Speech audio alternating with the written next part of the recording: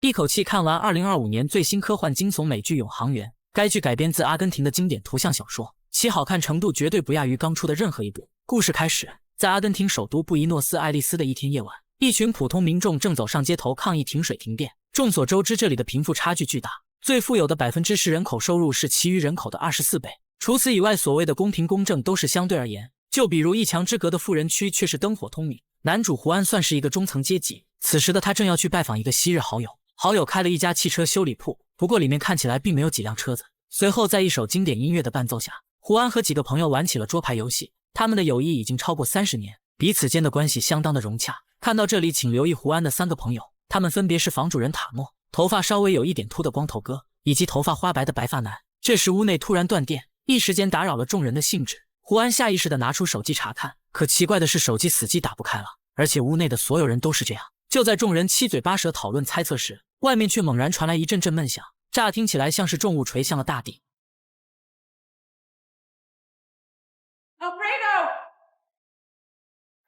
塔诺妻子的惊呼打破沉默，说是楼下有个人突然晕倒了。众人随即向窗外望去，而外面正飘荡着一些白色颗粒，且看起来像极了冬天的雪花。这个发现不禁让人感到惊讶，因为此刻的阿根廷正值炎热夏季，天气一热设备很容易故障。也就是在我捡到这里时，我的手机突然变得一卡一卡的，像这种情况非常影响我剪辑。之前一直担心新机很贵没舍得换，咱还是要精打细算，把每一分钱花在刀刃上。选靠谱的平台买二手的性价比就高多了。对比了一圈，发现转转的二手手机很划算，所以我果断入手了这台华为 Mate 40 Pro， 只要1200，比新机便宜了1000多。他家的 iPad Air 5也只要2400多。关键是转转官方验的数码产品都经过多轮检测，比一般的二手更靠谱。买靠谱的二手我推荐转转。更让人匪夷所思的是，街道上的汽车突然接连失控，上面的司机像是没了意识。如此情形下的大家紧张起来，本来想下楼的他们也都打消了念头。塔诺见状尝试拨打座机报警，但电话的另一头却是忙音。种种诡异表明外面世界发生了异常，至少在这样的季节不可能突降大雪。白发男见状把手放在玻璃上，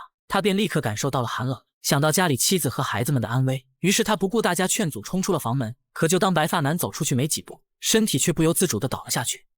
入手！很显然外面的雪花绝对有毒，一旦吸入鼻腔必然会倒地身亡。稍后时分，室内的温度急剧下降，大家也都穿上了厚厚的棉衣。学过通讯的房主人塔诺大胆猜测，他认为这可能与太阳风暴有关，因为风暴产生的电磁脉冲才能影响电子设备。此时整条街道上没有任何身影，白蒙蒙的世界死寂的像是一座鬼城。这时对面的楼上突然亮起灯光，一个睡眼朦胧的邻居出现在窗台，他看到塔诺等人也站在窗边，此刻正挥舞着手臂比划着什么。大家的意思是警告他不要开窗，可对方却完全误解了这种表达。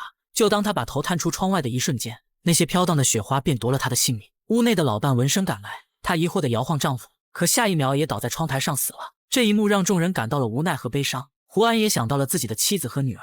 随着外面的天色渐渐变亮，胡安决定离开这里回到家中。在众人的全力帮助下，他穿上厚厚的棉衣，并戴上了家用面具和手套。大家一致认为只要确保身体遮蔽，那么就不会出现什么问题。最终在朋友们的鼓励下，胡安小心翼翼地走到了外面。也正如大家的猜想，那些致命的雪花并没有伤害他。此时已知除了手机等电子设备失灵，所有现代化的汽车也是无法启动，因此胡安只能依靠步行回家。他看了一眼地上好友的尸体，随即便迈着坚定的步子离开了。接下来的冒险之旅正式登场，一个关乎末日和人性的故事也就此展开。没过多久，胡安走出了朋友所在的街区，而映入眼帘的场景却让他大为吃惊。整座城市被笼罩在渗人的寂静中，目之所及的地方几乎全是尸体。很显然，这场神秘大雪让人猝不及防，在毫无防备的情况下，人类怎么也没想到雪花竟然有毒。除了地上能看到的一些意外，诡异的是就连电线杆上也挂着尸体，看样子上面的是一个倒霉抢修工人，临死也只能用这样的姿势遗憾离世。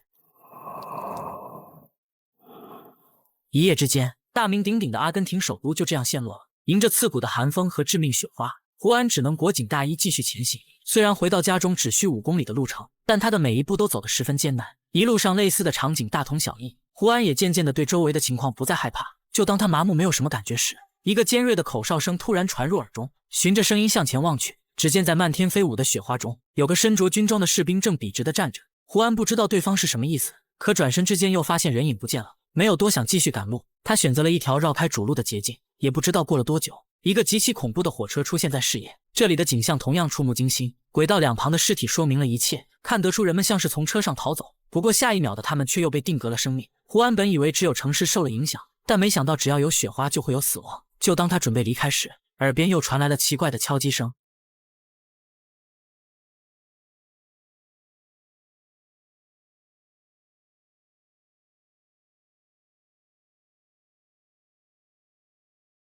胡安震惊地看着眼前的人们，很明显他们也知道了外面的雪花有毒，所以才留在车厢里不敢出来。这时有个女孩在玻璃上写了一个救命单词，看样子她迫切地想离开这里。出于内心的人道主义，胡安小心翼翼地进到了车厢的另一侧，而未被雪花入侵的车厢也呈现眼前。此时有一群幸存者蜷缩在里面，他们七嘴八舌地想了解外面的情况，因为头上戴的面具不能摘下来，双方只能通过手势进行交流。已知被困的人群已经超过6个小时，他们目睹了每一个冒险下车的人。截至目前，没有人能离开这里。现在车厢内的温度已经接近冰点，可眼下却无法找出解决的办法。看着眼前这群绝望的幸存者，胡安表示一旦找到组织就会通知救援。说完，他蹲下来想拿点物资，但背包里却莫名多了一把手枪，立刻想到这是朋友塔诺送的。显然塔诺更了解末世的人性有多复杂。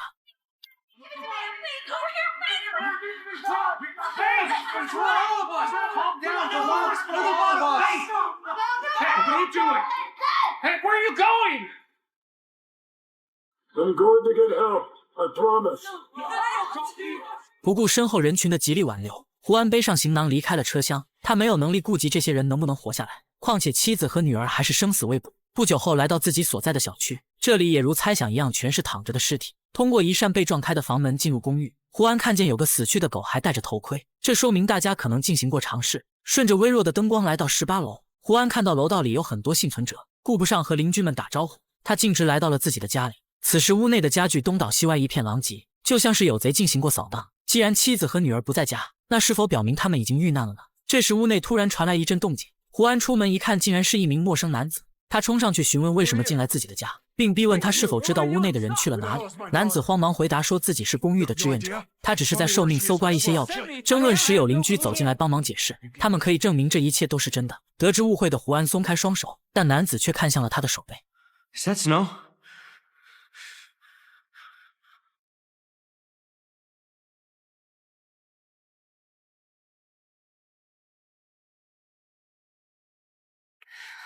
Where's Clara? 来人是胡安的妻子埃琳娜，她先是赶走了屋内的邻居，接着又说了一个不幸的消息。原来她在昨晚给丈夫发送过短信，说是女儿去了同学家过夜。那时候的胡安还在和朋友打牌，所以并不知情女儿不在家里。自从致命雪花降临以后，埃琳娜再也没有收到过任何信息。听完描述的胡安大发雷霆，原因是妻子不知道那个同学的家在哪。此刻窗外的暴风雪仍在肆虐，而他们最牵挂的人却已不知所踪。待到整理好情绪，两人决定去女儿的学校寻找线索。可就当胡安开门后，却猛然撞见了整栋楼的幸存者。很显然，刚才的男子散布了消息，大家也都好奇胡安是怎么出去的。众人眼中闪烁着强烈的渴望，每一个人都想知道其中的奥秘。胡安坦言说自己没有免疫雪花的能力，他认为雪花只有在飘荡时才有毒性，不过在落地后就自动失效了。这一解释没有让众人释怀，为首的一个光头还挡住了去路。他非常清楚胡安一定藏有面具，所以他想以临时居委会的名义，决定现场征用胡安的面罩。原来大楼的水管早已冻结，整栋楼的居民急需外出寻找水源。此话一出，让胡安焦急万分，他不得不猛然掏出了那把手枪。自己不是上帝，也不是使者，胡安只想找到女儿后再做其他打算。迫于压力，光头等人只能看着夫妻俩离开。然而就当胡安刚刚来到楼下，光头便找到枪支追了过来。 You're not going anywhere, motherfucker! Get him! Shoot! Wait! 在末世，如果没有法律和道德的约束，稍微有点权力的人就能称王称霸。随着紧张的追逐越来越近，胡安和妻子来到了2楼的一个房间。很快，光头带人堵住了房门，接下来想要攻破只是时间问题。胡安原本的计划是自己去找女儿，但现在的他必须带上妻子一起离开。眼看外面的人就要冲进房间，胡安将唯一的面罩给妻子戴上，并给她讲述了一些注意事项。当妻子从2楼跳到1楼的车上，夫妻俩也终于舒了口气。胡安不知道自己该如何应付那些人，不过地上的塑料袋却给了他灵感。就在房门被彻底撞开后，光头带着几个手下涌进了房间。You're going to defend yourself with that?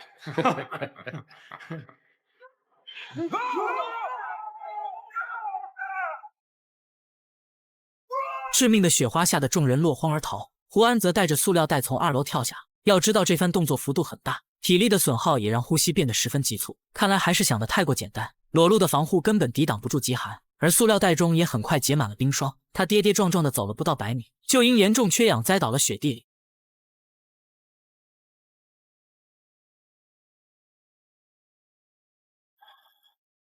待到胡安从昏迷中苏醒，他发现自己躺在一个车子里，周围还坐满了戴着面具的人。这时驾驶座上传来了熟悉嗓音，原来救下自己的竟然是好友塔诺，而旁边就是刚刚离开的妻子。原来塔诺在家尝试启动老式福特车，竟意外发现只有古董车才能运行。他们先是到消防队找了更多的面具，紧接着便转弯来到了这里。胡安很庆幸自己获救了，但更庆幸的是他有一个超级好朋友。只是片刻的功夫，车子就回到了塔诺的修车铺。他们这次外出不仅获得了大量面罩，还意外搜刮了一些武器。不管以后事态的发展到底如何，但手里握有武器绝对是正确的。胡安和妻子来到楼上稍作休整，便打算立刻前往学校寻找线索。半小时后，夫妻俩步行赶到了女儿的学校，可这里却空荡荡的没有人影。从班级的陈列展架发现一张照片，上面有女儿和她的一些同学，妻子指出其中一个就是要找的人。接下来只要查出该同学的家庭住址即可。为了充分利用时间，胡安到附近去找一辆可以开的车子，埃琳娜则去教务室寻找学生档案。刚开始的两人还算顺利，可就在埃琳娜翻阅资料时，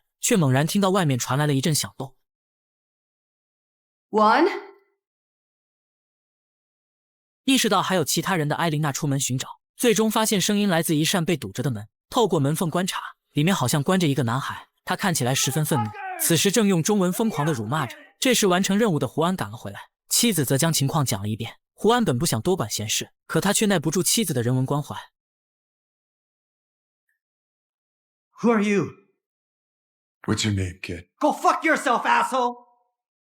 一个巴掌让男孩瞬间冷静，他解释说自己被同学恶意关了起来，且已经待在这里1天1夜了。胡安告诉他没有人会过来援救，因为外面正下着一场剧毒，所有人都在不知情的状态下死了。如此说法任谁也不会相信。男孩冲出来想查看情况，可眼前的情形很快让他停下了脚步。只见操场上躺着一堆尸体，他们正是关押男孩的几名同学。埃琳娜走过来讲述了事件起因，随即又掏出拿到的照片询问。男孩只是扫视一眼，便立刻认出那名同学是自己的姐姐。这样的巧合让夫妻俩感到欣慰，看来无意的善举给他们带来了希望。事不宜迟，坐上找到的古董车，三个人很快来到了男孩的家。胡安让男孩暂时留在车上，自己则和妻子进去找人。之后眼看拍打房门无人应答，于是胡安直接踹开了大门。这一幕让男孩感到惊讶，内心也不禁有了不好的预感。胡安呼喊着女儿的名字，可空荡荡的房间里却静悄悄的。顺着通往后院的走廊查看，一瞬间让胡安感到了窒息。泳池边有8个人以各种姿势倒在餐桌上，显然他们是在户外用餐时遭遇了劫难。胡安强忍着悲伤慢慢的走近观察，他扶起一个女孩的脑袋查看，发现对方既不是女儿也不是要找的人，立刻想到男孩可能撒谎了，因为眼前的事实已经说明了一切。Let me go, you bitch! Calm down. 埃琳娜阻止了悲伤的男孩，像这样的情况他们已经有了心理准备。稍后时分，躺在埃琳娜怀里的男孩出现了高烧，或许是太久的挨冻造成的。夫妻俩经过商议决定把男孩带走，况且他还没有坦白女儿同学家的住址。气愤的胡安也是无奈，他没想到自己竟被男孩牵着鼻子走。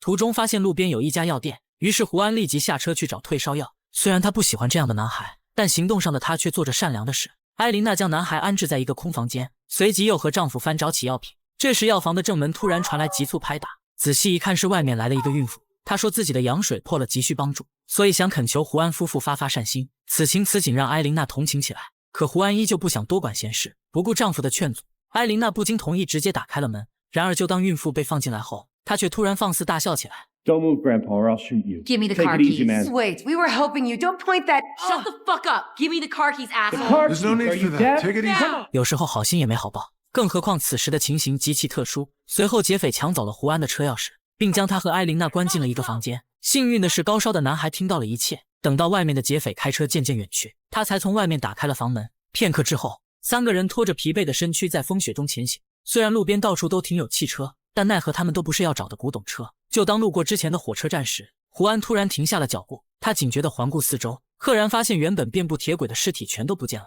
而地上只剩下了背包和鞋子等物品。更让人毛骨悚然的是，车站外围的铁丝网似乎被某种力量撕开，且看口径根本不像是人为。胡安沿着轨道继续查看，并找到了早上那辆载满幸存者的火车，这里的尸体也是空空如也，好像转瞬之间全部蒸发了一样。胡安当即登上列车查看，可印象中的尸体也在此刻全都没了踪影。顺着通道来到困着幸存者的车厢，但眼前的景象更让人感到震惊。除了依旧空荡荡的没有尸体外，座椅上还残留着胶状物的粘液。不难想象，幸存者绝不是被人施救，说不定他们又遭到了更坏的劫难。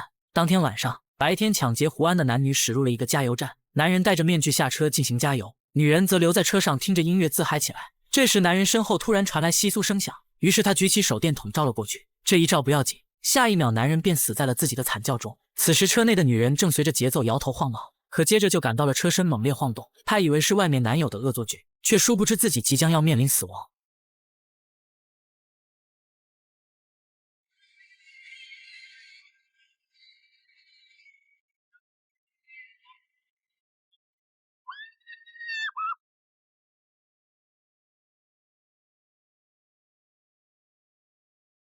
次日清晨，胡安从男孩的口中得到了地址。为了找到女儿，他决定独自一个人前往。朋友塔诺知道后劝他放弃，他认为生存的概率实在是太低了。胡安不想多说什么，直接询问他能不能借走车子。塔诺听后没有同意，两个30年的好友也因此发生了争吵。事后，胡安步行离开了朋友的家，他要穿过17个街区才能抵达目的地。如果要单靠步行的话，半天的时间也是足够了。然而，就当胡安行走没多远，一辆红色的古董车停在了路边。待到仔细看清对方的样貌，胡安这才发现对方是自己的好友塔诺。I'm not gonna let some fucking snowstorm ruin a 40-year-long friendship. 38. 只是简单的几句话，两个大男人又恢复了友谊，自此也开始了一段更惊险的冒险之旅。一路上周围的环境非常奇怪，他们从头到尾都没有看见一具尸体，但地上却散落着破碎的汽车壳子。不久后，行驶的古董车被迫停下，原因是前方的路被数百辆汽车堵住了，扭曲的车门和破碎的挡风玻璃，看样子根本不是人为造成的。就当两人试图寻找其他路线时，远处突然传来了引擎的轰鸣声。很快，数十辆载满士兵的卡车缓缓驶过，领队的军官也看见了胡安两人。他警告说，整座城市已被军方实施封锁，因此胡安两人必须回到原来的地方，否则他们也会对其开火。看着大部队离开的背影，胡安决定尾随车队穿过障碍。然而，这个冒险举动很快被士兵发现，他们也果真朝着这边疯狂射击。刺耳的枪声划破天空，塔诺也不得不开始向后倒车。由于雪地太滑的缘故，车子还倒霉地发生了侧翻。这时，桥梁的另一侧突然传来躁动，紧接着有一群外星生物如潮水般涌来，庞大的数量让士兵们陷入绝望。他们一个接一个的被巨虫抓住，并在惨叫声中成了怪物的美餐。这些外星生物形似甲虫，每一只都堪比一辆小型汽车，人类的子弹根本打不动它们，其坚厚的外壳就像是防弹玻璃。此时躲在远处的胡安目睹了一切，谁都没想到这背后竟然是一场外星入侵。等到虫群离去后，胡安和塔诺小心翼翼地来到外面，并拾起了士兵们掉落的冲锋枪，沿着结冰的道路继续前行。两人在市政广场发现了大量巢穴，来不及思考怎么回事，正前方突然传来了刺耳虫鸣。两人见状慌忙躲进一处角落，很快便看到巨虫拖着一具尸体。更惊悚的是，巨虫在两个巢穴之间掘开一个洞口，然后将猎物拖入了地下。此情此景让两人想着赶紧撤离，可胡安却脚下打滑撞在了墙上，这一动静瞬间打破周围的死寂，地洞中也传来了密集的爬行。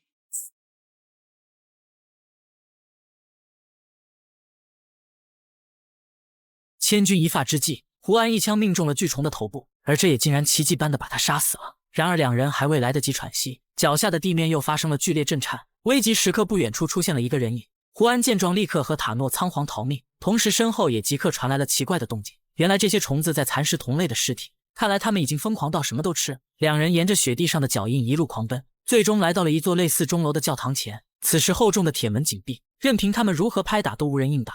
就在虫群即将扑上来的一刻，一团炽热的火焰在他们身上爆开。两人抬头望去，原来是楼上的人正在投掷燃烧品，熊熊的火墙暂时阻挡了攻势。胡安和塔诺则趁机进入了教堂，顺着螺旋楼梯来到一间密室。他们看到这里聚集了10多名幸存者。稍作休整后，有人告诉胡安那些怪物是从天上来的，不信的话可以到顶楼的窗户查看。随后胡安便看到了可怕的景象，眼前的压抑几乎让人感到窒息。只见在漆黑的夜空中，无数流星般的红光正穿透云层，且每一道都意味着又一批虫族降临。直到此刻，胡安这才意识到女儿的生还希望有多渺茫。数小时后，胡安了解到这里的人们正打算离开，因为食物的短缺已经迫在眉睫。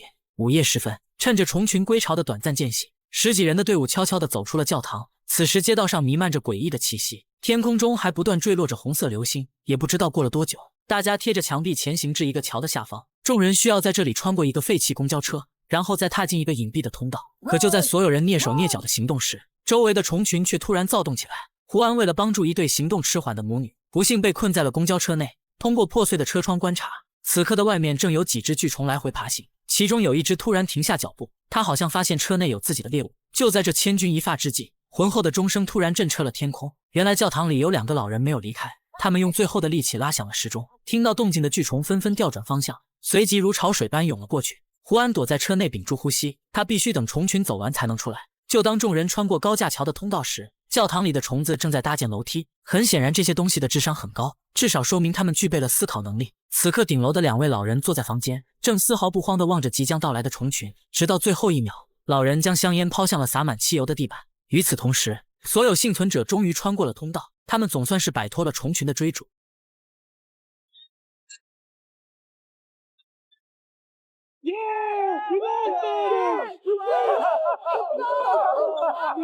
这时有人用手指向天际，远处的教堂则化作了一只燃烧的火炬。所有人都沉默地望着那团光亮，也明白那是老人为他们赢得了时间。随后胡安跟随塔诺回到了家，然而就当他来到楼上查看时，竟震惊地看到妻子正抱着女儿。胡安上前抚摸孩子的脸庞，他难以置信妻子是如何找到女儿的。艾琳娜告诉他自己没有出去，而是女儿跟随其他幸存者找了过来。稍后时分，将外星虫族入侵的真相告知众人后，所有人决定去投靠军方指定的避难所。值得一提的是，胡安的好友光头哥没有离开，他想留在塔诺的修车铺等待消息。现已知通讯设备仍旧无法使用，但很多车子却都可以启动了。沿途的景象令人稍感安心，街道上零星地走动着一些幸存者。此时的高速公路如同一条冰冻长龙，密密麻麻的车辆一直延伸到视野尽头，整条公路上看不到一个活人的身影，不知原来的人们到底都去了哪里。数小时后，公路旁突然出现一个灯火通明的超市，与城市死寂一般的气息完全不同，这里却是人头攒动，热闹非凡。胡安等人当即决定留下来，也很快了解了这里的基本情况。有人说此地是附近最大的聚集地，仓库里的储备粮足够维持数百人的生活。在享用了一顿久违的美餐后，胡安已经不再想着去什么避难所。第二天一大早，一阵躁动的声响此起彼伏，好奇的胡安跟随人群涌向了入口，接着便看到持续多日的暴雪停歇了，久违的阳光穿透云层，在漫天的雪地上洒下了光晕。这突如其来的好转让大家兴奋不已，仿佛看到了希望的曙光。可就在众人欢呼雀跃之际，塔诺却惊恐地发现了不对劲，原本的指南针竟然完全倒转，而这也意味着怪事还会发生。这时有一辆汽车突然停在超市门前，紧接着有3个持枪蒙面人跳下了车子，他们二话不说直接朝着人群扫射，无差别的杀戮根本没有人性。很快整个广场陷入混乱，幸存者只能漫无目的的四散逃命。这一下瞬间激起了胡安的愤怒，握有武器的他决定和塔诺进行反击。只是片刻的功夫，3名袭击者被打死2个，最后一个却仓皇逃离了现场。胡安掀开其中一人的面罩，却赫然看清对方是一个中年女人，且脖子上还挂着一串儿童吊坠。恍惚之间，胡安回忆起暴风前的场景，当时的他在商场遇到过一个女人，而那个女人戴的也是这样的吊坠。这个发现让胡安感到费解，看似普通的女人为何要对平民下手？难道说这背后还藏有什么阴谋吗？片刻后，远处又驶来3辆军用卡车，上面载满了士兵和一些幸存者。让人感到意外的是，胡安的老友光头哥也在其中。他说自己在昨晚喝了点酒，但醒后却莫名出现在了公路上。幸好当时有一个巡逻小队看见了他，因此他才辗转来到了这里。经过交谈得知，对方正是胡安原本打算投奔的部队，他们的名字叫5月军营。据悉附近的大部分幸存者都前往了那里，考虑到此地已经不再安全，胡安当即决定跟随队伍离开。由于刚才遭遇伏击时车子损坏，一行人只能乘坐军方提供的运输车。与此同时，在距离超市的数公里之外，逃走的那名蒙面人钻进了一个隧道。令人毛骨悚然的是，阴暗潮湿的里面挤满了外星虫群。更诡异的是，这些凶残的虫子并没有攻击他，反而还自动为其让出了通道。看到这里不禁让人感到困惑，所谓的灾难到底是外星人入侵，还是人类自己制造的阴谋呢？随后众人抵达了实力雄厚的5月军营，该基地持续通过无线电向外公布，并承诺为所有人提供庇护。截至目前，基地已经收容了上千名幸存者，其规模和影响力也在不断扩大。为了让更多的人具备武力，军方正组建着新的防御力量，大多数年轻男性加入了训练队伍，而女性则被分配到后方的医疗队伍。胡安的女儿不甘于此，她渴望像父亲一样拿起武器反抗。同一时刻，塔诺被传唤到了指挥中心。原来军官们得知他曾是通讯兵，而基地里恰好有台无线电急需有人操作。现在他们正准备到市中心进行广播，届时全国的幸存者都能知道避难所的坐标。也不知道出于什么原因，直觉让塔诺以身体不适拒绝了。随后得知情况的光头哥找了过来，他想劝说好友重新考虑军方的提议，毕竟这项任务是光荣且神圣的。这一说法得到了胡安的赞同，他也认为塔诺应该协助军方。经过一番深思熟虑，塔诺最终选择了妥协。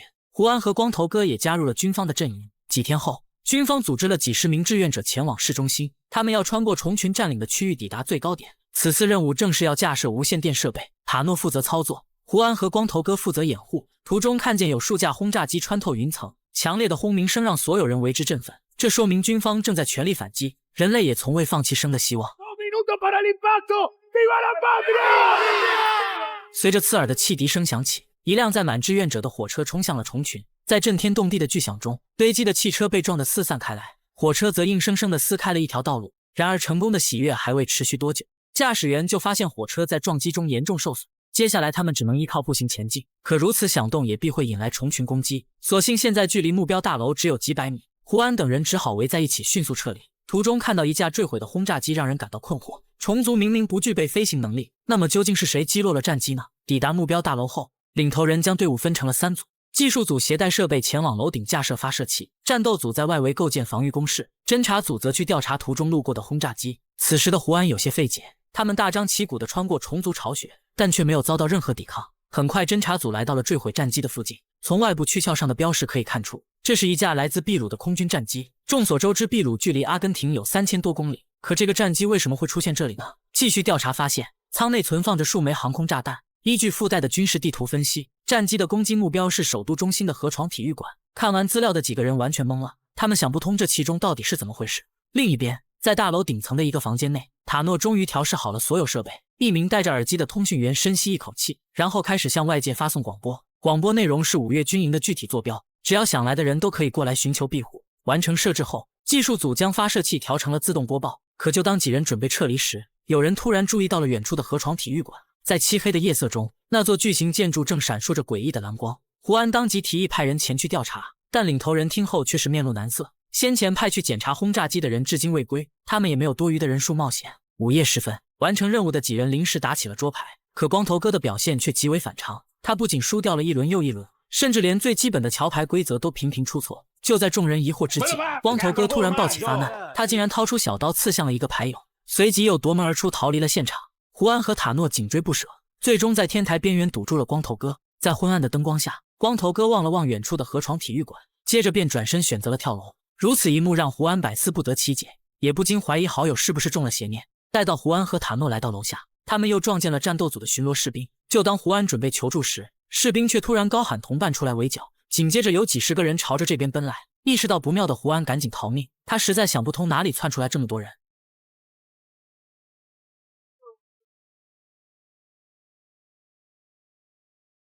等到几个人安顿下来，头脑灵活的塔诺分析道，恐怕这场灾难从头至尾都是人为，而此次任务也是一个陷阱。如果大胆猜测，说不定虫群是军方的某种试验品。胡安听后当机立断做出安排，塔诺和负伤的广播员先驾车返回营地，而他和另一名同伴前往体育馆进行调查。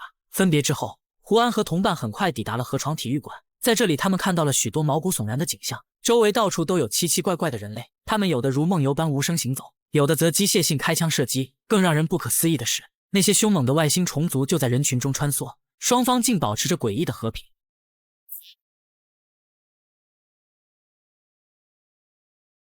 当胡安来到体育馆的顶层天台时，眼前的场景让他瞬间愣在了原地。在虫族坠入大气层的猩红光影下，整个馆内站满了人类与虫族的队伍，他们如同是被操控的提线木偶，所有面孔都朝向着球场中央的空地，仿佛在等待着某个至高存在的降临。猛然之间，这样的场景让胡安好像在哪里见过，一种似曾相识的感觉让他陷入了恍惚，就连旁边的同伴也是他模糊记忆里的战友。来不及多想，更骇人的景象随之而来。只见馆内的亭子中突然迸发耀眼蓝光，接着便出现了操控一切的幕后生物。随着光芒的逐渐凝聚，一只长有17根手指的硕大手掌探了出来。此时下方的人类全都仰望着，呆滞的目光中俨然没了任何光彩。直到此时此刻，胡安这才明白了幕后的最终真相，一切的一切都不过是外星生物的阴谋。为了完全占领人类的领地，他们先是降下暴雪进行清场，转而又派遣虫群扫荡剩下的人类。因为人类的数量实在太过庞大，所以他们又建立了所谓的5月营地。那里根本不是什么避难所，而是外星文明精心设计的陷阱。基地通过广播让更多的人投靠，甚至还操控蒙面人进行恐怖袭击，所有的目的全是在塑造5月营地的形象，